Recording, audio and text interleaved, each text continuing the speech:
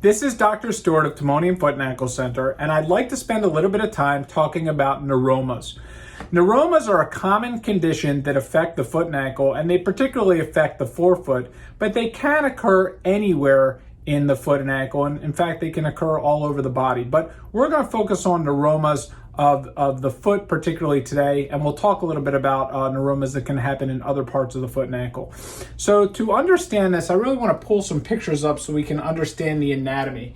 And if you've watched some of my other videos, particularly on tarsal tunnel, you'll know that there are nerves that come down from our back and they go behind our thigh and then into behind the knee and into the lower leg and then into the foot.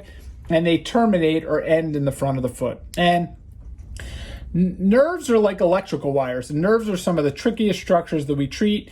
And patients who have neuromas come in with this burny, fiery pain. But before we get into that, let's learn about the anatomy here. So we have nerves all over our foot and ankle, and these are actually the nerves to the bottom of our toes. So these are called the plantar nerves. And the spaces between the metatarsal bones, we have metatarsals 1, 2, 3, 4, 5.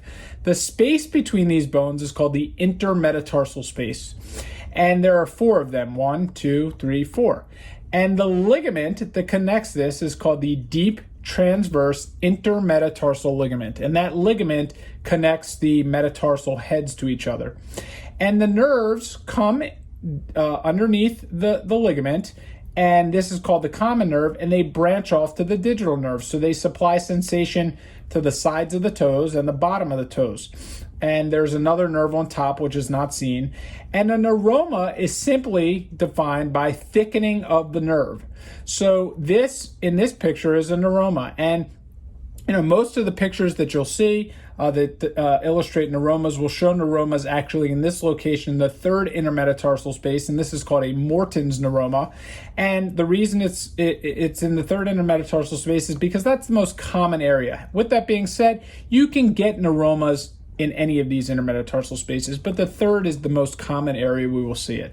And what happens is the nerve is getting stuck or trapped under this ligament, and it rubs between the bones, and it causes symptoms. And this is just another view. We're going to pull up real quickly another view of this, and you can see under the bottom how the ligament is here, right here beneath the nerve, and the nerve is actually, you can see, rubbing against the head of the bones right here.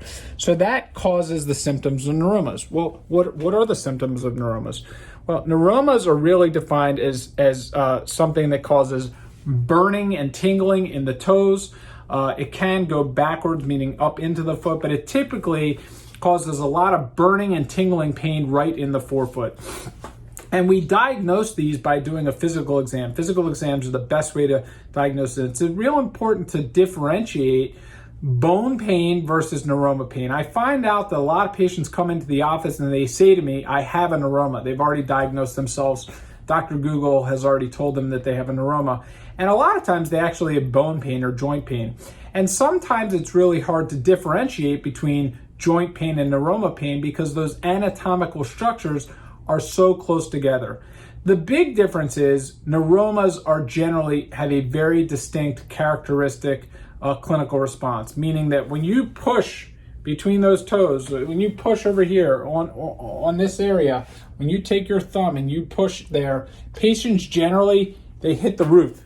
They don't like it. It hurts.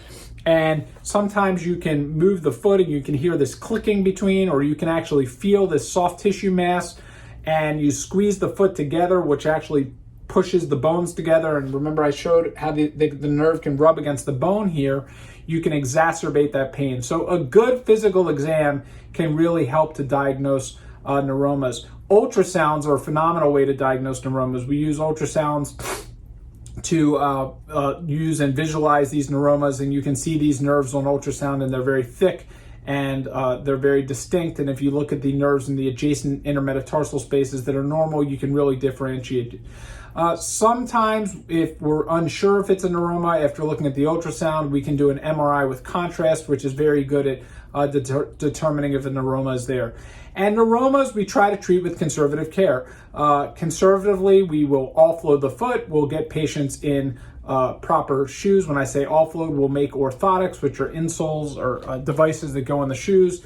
that have padding across the foot that lift the pressure off the metatarsal bones. We'll have patients wear supportive sneakers, supportive walking shoes, avoid barefoot walking, avoid any impact activity. If needed, use some anti-inflammatory medication, ice the foot.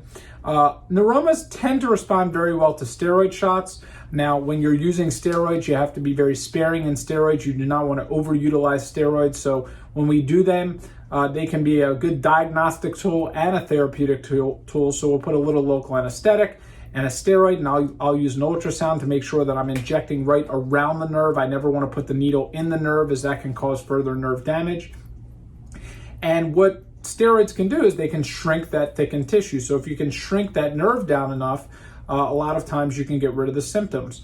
If you're not getting a good result with one steroid shot, you can try a second. If there's no atrophy to the tissue, you can consider a third shot, but you really have to be sparing with steroid shots. Nerve ablation procedures, where you actually cauterize the nerve with radiofrequency nerve ablation. It's a common procedure that can be done for the back. It's also used for plantar fasciitis. That can be done. I don't do them in my practice. However, alcohol sclerosing injections can be utilized. I choose not to do those because they're not specifically tissue selective. And unfortunately, I have seen some adverse effects that I just choose not to do them in my practice, but they are something that can be done to treat neuromas.